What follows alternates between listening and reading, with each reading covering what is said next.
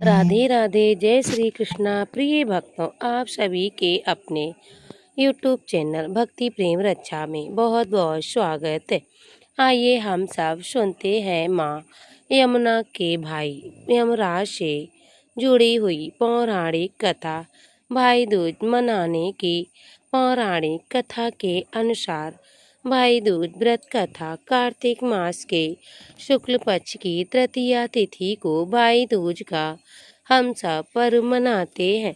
भाई दूज पर यमुना और यमराज की ये कथा काफी प्रचलित है। हम सब भाई दूज के दिन इस कथा को जरूर सुनना या पढ़ना चाहिए। हमारे हिंदू पंचांग के अनुसार हर वर्ष कार्तिक माह के शुक्ल पक्ष की द्वितीया तिथि को भाई दूज का पर्व मनाते हैं। रक्षाबंधन की तरह ये भी त्योहार ही भाई बहन के स्नेह और प्रेम का प्रतीक माना गया है। इस दिन बहनें अपने भाई के माथे पर तिलक लगाकर उनकी लंबी आयु, उत्तम स्वास्थ्य और समृद्धि की कामना करती हैं। विवाहित बहनें अपने अपने भाइयों के घर आमंत्रित करती हैं और उन्हें सूखा नारियल भेंट करती हैं और स्नेह पूर्वक भोजन कराती हैं। ऐसा माना जाता है कि भाई दूज के दिन बहन के घर जाकर जो भाई भोजन करता है, भाई भोजन करने से भाई की लंबी उम्र हो जाती है और जीवन में सुख समृद्धि आती है। इस पावन पर्व को यम तृतीया के नाम से भी हम सब जानते हैं। भाई दूज पर इस कहानी का विशेष महत्व होता है। आइए भक्तों, हम सब सुनते हैं आज भाई दूज की पौराणिक कथा। कथा के अनुसार भाई दूज के दिन यमराज अपनी बहन यमुना के घर पधारे। इसी घटना से भाई दूज या यम तृतीया मनाने की परंपरा की शुरुआत हो गई है। सूर्यपुत्र यम और यमी यमुना भाई बहन थे। यमुना ने कई बार अपने भाई को घर बुलाया और आमंत्रित किया और एक दिन यमराज उनके घर पहुँचे। यमुना ने उनका स्नेहपूर्वक स्वागत किया और उन्हें भोजन कराया और तिलक लगाकर उनके सुखमय जीवन की कामना की। और विदा लेते समय जब यमराज ने बहन यमुना को वरदान मांगने के लिए कहा तो उन्होंने कहा, आप प्रतिवर्ष इस दिन मेरे घर अवश्य आए। जो बहन इस दिन अपने भाई का तिलक करे उसे कभी आपका भय ना हो। यमुना की बात सुनकर यमराज अत्यंत प्रसन्न हुए और ये वरदान दिया। तभी से भाई दूज की पावन पर्व पर मनाया जाने लगा। अब हम सब सुनते हैं भाई दूज की दूसरी कथा। इस पर्व से जुड़ी दूसरी कथा के अनुसार भाई दूज के दिन भगवान श्री कृष्ण वासुदेव ने नरकासुर राक्षस का वध कर द्वारका लौटे और अपनी बहन सुभद्रा से भेंट की। सुभद्रा ने फल फूल, मिठाइयों और दीपों से उनका स्वागत किया तथा भगवान श्री कृष्ण वासुदेव के मस्तक पर तिल लगाकर उनकी दीर्घायु की कल्याण की कामना की। तभी से भाई दूज बहन भाई के प्रतीक की सुरक्षा के लिए भाई दूज का पर्व मनाया जाने लगा। दीपावली के ठीक दूसरे दिन भाई दूज का पर्व मनाते हैं। अब हम सब सुनते हैं एक बूढ़ी माई की कथा। उनके 7 बेटे और एक बेटी थी। बेटी की शादी हो चुकी थी। जब भी उसके बेटे की शादी होती, फेरों के समय एक नाग आता और उसे 7 बेटों को डस लेता था। बेटे की वही मृत्यु हो जाती थी और बहू विधवा हो जाती। इसी तरह उसके 6 बेटे मर गए। अब 7वें की शादी होनी बाकी थी। इसी तरह अपने बेटों के मर जाने के दुख से बूढ़ी माई रो रो के अंधी हो गई थी। भाई दूज आने को हुई तो भाई ने कहा कि मैं बहन से तिलक कराने जाऊंगा। माँ ने कहा हाँ ठीक है बेटा चला जा। उधर जब बहन को पता चला कि उसका भाई आ रहा है, वह खुशी से पागल होकर पड़ोसन के घर गई और पूछने लगी कि बहुत प्यारा भाई घर आए तो क्या बनाना चाहिए। पड़ोसन खुशी देखकर कहने लगी जन भूल गई और कह दिया कि दूध से रसोई लीपना और घी में चावल पकाना। बहन ने ऐसा ही किया। उधर भाई जब बहन के घर जा रहा था तो उसे रास्ते में सांप मिला। सांप उसे डसने को हुआ तो भाई बोला तुम मुझे क्यों डस रहे हो। सांप बोला मैं तुम्हारा काल हूँ तो मुझे डसना ही पड़ेगा। तब भाई बोला मेरी बहन मेरा इंतजार कर रही है, तब मैं तिलक करा के वापस लौट आऊंगा, तुम मुझे डस लेना।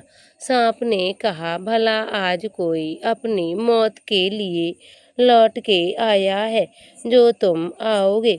भाई ने कहा अगर तुम्हें यकीन नहीं है तो तुम मेरे झोले में बैठ जाओ और मैं अपनी बहन के तिलक कराकर आ जाऊंगा, तब मुझे तुम डस लेना। सांप ने ऐसा ही किया। भाई बहन के घर पहुंच गया। दोनों बड़ी खुशी से बोले। भाई बोला बहन जल्दी से खाना ले आओ, बड़ी तेजी से भूख लगी है। बहन क्या करे, ना तो दूध की रसोई सूखे और ना ही घी में चावल पके। भाई ने पूछा हे बहन इतनी देर क्यों लग गई, तू क्या पका रही है। तब बहन ने बताया ऐसे ऐसे मैंने किया है। तब भाई बोला पगली कहीं घी में चावल पकते हैं या दूध से कोई रसोई लीपता है। गोबर से रसोई लीप दूध में चावल पकाओ। बहन ने ऐसा ही किया। खाना खाकर भाई को बहुत जोर से नींद लगी और वह अपने बहन के बच्चे आ गए। बोले मामा जी हमारे लिए क्या लाए हो। भाई बोला मैं तो कुछ नहीं लाया। बच्चों ने वह झोला ले लिया जिसमें वह सांप था। जैसे ही से झोला खोला उसमें हीरे का हार और मोतियों की वर्षा हुई। बहन ने कहा भैया तुमने इतना महंगा हार कहाँ से लिया है। तब भाई बोला हे बहन तुझे पसंद है तो तू ले ले, मुझे हार से क्या करना है। अगले दिन भाई बोला जब मुझे जाना है तो मेरे लिए खाना रख देना। बहन ने उसके लिए लड्डू बनाकर एक डिब्बे में रख दिए और भाई कुछ दूर जाकर थक कर एक पेड़ के नीचे सो गया। उधर बहन के जब बच्चों को जब भूख लगी तो माँ से कहा कि खाना दे दो। माँ ने कहा अभी बनने में देर है। तो बच्चे बोले मामा जो रखा था वही दे दो। तो वह बोली लड्डू बनाने के लिए बाजरा पीसा था वही बचा पड़ा है, चक्की में जाकर ले लो। बच्चों ने देखा चक्की में तो सांप की हड्डियां पड़ी हुई हैं। यही बात माँ को आकर बताई तो वह बावड़ी सी हो गई और भाई के पीछे भागी भागी चली गई। रास्ते भर लोगों से पूछती किसी ने मेरा भाई देखा है, गैल बटोई देखा है, किसी ने मेरा बावड़ा सा भाई देखा है। तब किसी ने बतलाया कि वह लेटा है पेड़ के नीचे, देख लो वही तो नहीं है। वह बहन भागी भागी पेड़ के नीचे पहुंची तो अपने भाई को नींद से उठाया और भैया भैया कहकर लड्डू तो नहीं खाए हैं। भैया बोला ये लड्डू तो नहीं खाए मैंने, ले ले दे। लड्डू तो दे दिए थे, उसके पीछे पीछे गई थी। बहन बोली नहीं भाई तू झूठ बोल रहा है, तूने जरूर खाए होंगे। तब बोली मैं तेरे साथ चलूंगी। भाई बोला, तू ना मान रही तो चल फिर मेरे साथ। चलते चलते बहन को प्यास लगी। वह भाई को कहती, तुम मुझे पानी पीना है। तब भाई बोला, अब मैं यहाँ तेरे लिए पानी कहाँ से लाऊंगा। थोड़ी दूर चैल उड़कर आ रही थी। चली जा रही वह, शायद तुझे पानी मिल जाए। तभी बहन वहाँ गई और पानी पीकर जब लौट रही थी तो रास्ते में देखती है कि एक जगह 6 सिलाएं गड़ी हैं और एक बिना गड्ढे रखी हुई है। उसने बुढ़िया माई से पूछा, ये सिलाएं कैसी है। उस बुढ़िया ने बतलाया, एक बुढ़िया है, उसके 7 बेटे हैं। 6 बेटे तो शादी के मंडप में ही मर चुके हैं, तो उसके नाम की ये सिलाएं जमीन में गड़ी हैं। अभी 7वें की शादी होनी बाकी है। जब उसकी शादी होगी तो वो भी मंडप पर ही मर जाएगा। ये सब 7वीं सिला भी जमीन में गड़ जाएगी। ये सुनकर बहन समझ गई कि ये सिलाएं किसी और की नहीं बल्कि उनके भाइयों की है। नाम से उसके बुढ़िया ने अपने 7वें भाई को बचाने का उपाय पूछा। बुढ़िया ने उसे बतलाया कि वह अपने 7वें भाई को कैसे बचा सकती है। सब जानकर वहाँ से अपने बाल खोलकर पागलों की तरह अपने भाई को गालियाँ देती हुई चली आ रही है। भाई के पास आकर बोलने लगी, तू तो जलेगा, कुटेगा, मरेगा। भाई उसके ऐसे व्यवहार को देखकर चौंक गया, पर उसे कुछ समझ नहीं आया। इसी तरह दोनों भाई बहन माँ के घर पहुँच गए। थोड़े समय के बाद भाई के लिए सगाई आने लगी। उसकी शादी तय हो गई। जब भाई को सेहरा पहनाने लगे तो वह बोली, इसको क्यों सेहरा बंधेगा, सहारा तो मैं पहनूंगी, ये तो जलेगा मरेगा। सब लोगों ने परेशान होकर सेहरा बहन को दे दिया। बहन ने देखा उसमें कलंगी की जगह सांप का बच्चा था। बहन ने उसे निकाल कर फेंक दिया। अब जब भाई घोड़ी पर चढ़ने लगा तो बहन फिर से बोली, ये घोड़ी पर क्यों चढ़ेगा, घोड़ी पर तो मैं बैठूंगी, ये तो जलेगा मरेगा, इसकी लाश को चील कौवे खाएंगे। ये सब लोग बहुत परेशान होकर घोड़ी पर चढ़ने दिया। अब जब बारात चलने को हुई तब बहन बोली, ये कौन दरवाजे से निकलेगा, ये तो पीछे के रास्ते से जाएगा। दरवाजे से मैं निकलूंगी। जब वह दरवाजे के नीचे से जा रही थी तो दरवाजा अचानक गिरने लगा। बहन ने एक ईंट उठाकर अपनी चुनरी में रख ली। दरवाजा वहीं की वहीं रुक गया। सब लोगों को बड़ा अचंभा हुआ। रास्ते में वह एक जगह बारात रुकी तो भाई को पीपल के पेड़ के नीचे खड़ा कर दिया। बहन कहने लगी, ये क्यों छाँव में खड़ा होगा, ये तो धूप में खड़ा होगा, छाँव में तो मैं खड़ी होंगी।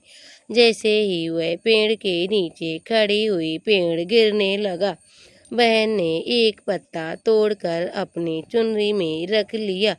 वही पेड़ वहीं रुक गया। अब तो सबको विश्वास हो गया कि ये बावली कोई जादू टोना सीख कर आई है, जो बार बार अपने भाई की रक्षा कर रही है। ऐसे करते करते फेरों का समय भी आ गया। अब दुल्हन आई तो उसने दुल्हन के कान में कहा, अब तक कोने में मैंने तेरे पति को बचा लिया है, अब तू ही अपने पति को एक साथ में अपने मरे हुए जेठों को बचा सकती है। फेरों के समय एक नांग आया। वह जैसे ही दूल्हे को रसने को चला, दुल्हन ने उसे एक लोटे में भर के ऊपर से प्लेट बंद कर दिया और थोड़ी देर बाद नागिन लहर लहर कर आई। दुल्हन बोली, तू मेरे पति को छोड़ दे। दुल्हन बोली, पहले तो मेरे पति को छोड़ दो। नागिन ने कहा, ठीक है, मैं तेरा पति छोड़ देती हूँ। दुल्हन ने कहा, ऐसे नहीं, पहले 3 बार बोलो। नागिन ने 3 बार बोला, फिर भी अब मेरे पति को छोड़ दो। तब दुल्हन बोली, मेरे पति से क्या होगा? हंसने बोलने के लिए जेठ भी तो होने चाहिए। एक जेठ भी छोड़। नागिन ने भी जेठ के प्राण छोड़ दिए। फिर दुल्हन ने कहा, एक जेठ से लड़ाई हो गई तो एक जेठ वो विदेश चला गया और तीसरा जेठ भी छोड़। इसी तरह एक एक करके दुल्हन ने अपने 6 जेठ को जीवित करा लिया। उधर रो रो के बुढ़िया का हाल बुरा था। अब वह तो मेरा 7वां बेटा भी बाकी बेटों की तरह मर जाएगा। गांव वालों ने उसे बतलाया कि उसके 7 बेटा और बहुएं आ रही हैं। तो बुढ़िया बोली, अगर ये बात सच हुई तो मेरी आंखों की रोशनी वापस आ जाए और मेरे सीने से दूध की धार बहने लगे। ऐसा ही हुआ। अपने सारे बहू बेटों को देखकर वह बहुत खुश हुई और बोली, ये सब तो मेरी बावली ने किया है। कहाँ है मेरा बेटा बेटी? सब बहनों को ढूंढने लगे। देखा तो वह भूसे की कोठरी में सो रही थी। जब उसे पता चला कि उसका भाई सही सलामत है तो वह अपने घर को चली गई। उसके पीछे पीछे सारी लक्ष्मी भी जाने लगी। तब बुढ़िया ने कहा, बेटी पीछे मुड़ के देख, तू सारी लक्ष्मी को ले जाएगी तो तेरे भाई भाभी क्या खाएंगे? तब बहन ने पीछे मुड़ के देखा और कहा, जो माँ मैं अपने हाथों से दे दिया है वह मेरे साथ चल, बाकी का भाई भाभी के पास रहे। इस तरह बहन ने अपने भाई की रक्षा की। तो प्रेम से बोलिए राम दरबार की जय। भगवान श्री कृष्ण वासुदेव की जय। भैया बहन की जय। यमराज की जय। नाग देवता की जय। यमुना मैया की जय। सर्व देवी देवताओं की जय। प्रिय भक्तों, आपको ये कथाएं कैसी लगी कमेंट बॉक्स में ज़रूर बताइएगा। मिलते हैं अगली वीडियो के साथ, तब तक के लिए जय श्री कृष्णा, राधे राधे।